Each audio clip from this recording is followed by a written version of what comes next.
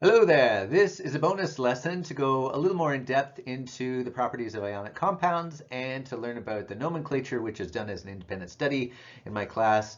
So this can help to get the ball rolling with learning some of the nomenclature rules and whatnot, and to know a little bit more about ionic compounds and how their properties are related to their structure. So yes, ionic compounds, of course, made of ions. They're going to have opposite charged ions, and that's going to cause the attraction that holds those ions together.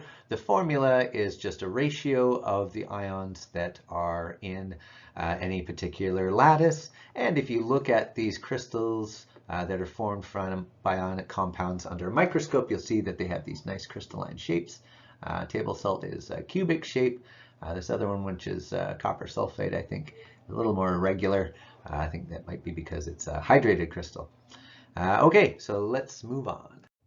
So as you just saw or have experienced in your own life, ionic solids are these brittle crystals that are hard to melt or boil. You have to heat them up very high. If you throw table salt onto your average frying pan, it'll just sit there as a solid.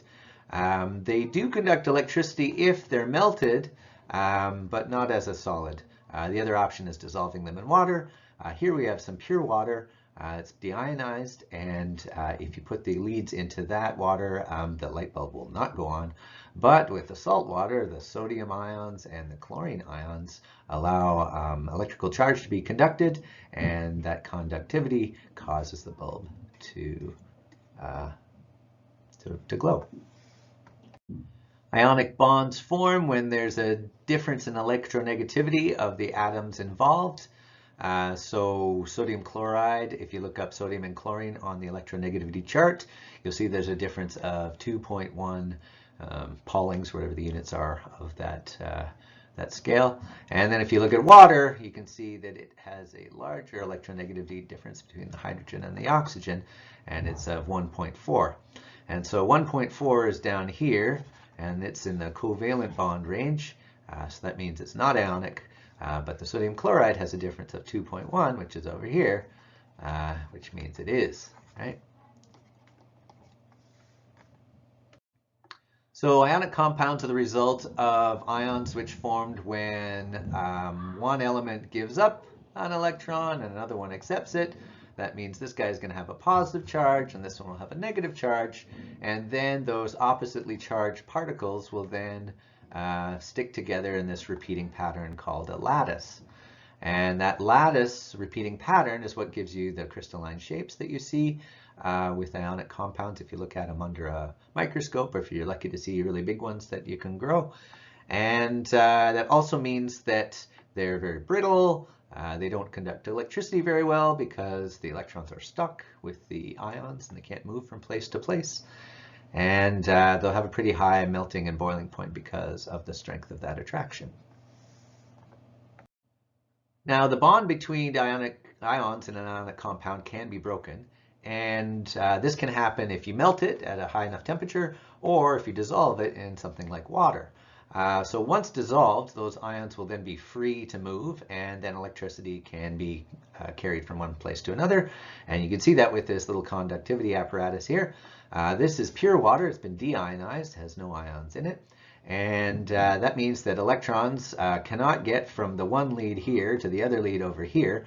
And since they can't get from one place to the other, the light bulb doesn't come on. Over here we have some salt water, and in the salt water you've got some dissolved sodium ions and dissolved chlorine ions, and that does allow the electrons to go from place to place. So if the charge of electrons can move from one place to another, it means we can complete the circuit and you get the light bulb turning on.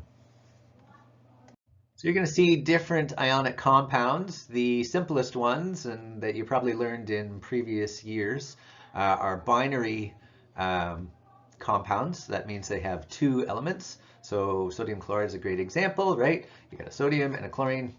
That's what makes it binary. The other type are called polyatomic ions, and they are like molecules. They have covalent bonds between them, but they don't have even number of protons and electrons, which means you end up with a charge.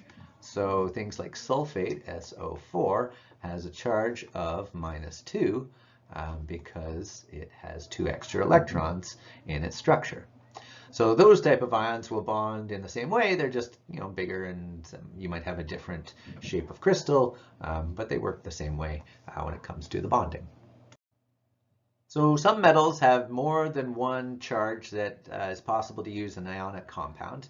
And so there's a couple different ways to communicate what that charge is.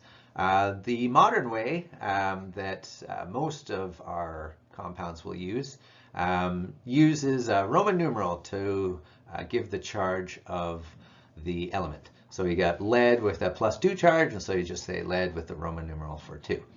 The other naming system is older and uses suffixes to communicate whether the charge is the higher or the lower of the options. Also uses some Latin names, which makes it an extra layer of a little bit complicated, but you will still see these sometimes if you go through much chemistry in the future. So we always like to share a little bit about how it works.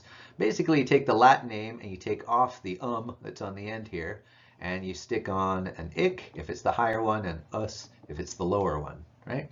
So you got lead 4 and you got lead 2. So 2 is the lower one, so it gets the OUS ending, and 4 is the higher one, so it gets the ic ending, right? Plumbus for lead 2 and plumbic for lead 4. And it's the same for the rest of them. You got 1 and 2 here, so that means the 1 gets the us and the 2 gets the ic. So let's try a few here. This is lead 4, that's the higher of the two, so this is going to be plumbic bromide. And then if you want the formula, just do your crisscross. You got Pb4+, and you got Br -1. Crisscross, you end up with PbBr4. This one's got nickel and oxygen. If you sort of uncross this, you'll see that the nickel ends up with a 3. So that'd be nickel, and then 1, 2, 3, oxide. Now nickel 3 is the higher of the two, so this is nickel-ic oxide, if you're going to use the traditional naming method. In my class, generally I don't ask you to name with the traditional names, so you just need to be able to read them. If you see them, you should be able to figure out what they are. If you're going to name something, it's a lot easier just to use the IUPAC naming system. So we got stannic nitride here. Stannic is tin with a 4+ charge because it's the higher one. And nitrogen has a 3 negative charge. And so if you do your crisscross, SN3 and 4 is the compound that you end up with. And this would be tin 4 nitride. This last one here, Cu3P, right? You're going to crisscross back. That means the copper here gets a +1 charge. So that's copper 1 phosphide. And traditional, that'd be cuprous phosphide. There you go. Might need a little practice on that, but that's the basics. Now, some ionic compounds actually have water molecules that are associated or part of their crystal structure. And so those are called hydrated salts. Finally, a name that makes sense. You got hydrated salts with water in them. And a good example is Epsom salts or bath salts that you might use if you like taking fancy baths. And if you take some of those and stick them in a beaker and heat them up, you'll see that the water will come out, and you can see it condensing here on the top of this watch glass on this beaker. And so we have a whole system that uses prefixes to tell you how many of these water molecules are attached to the ionic compound in the structure of the compound.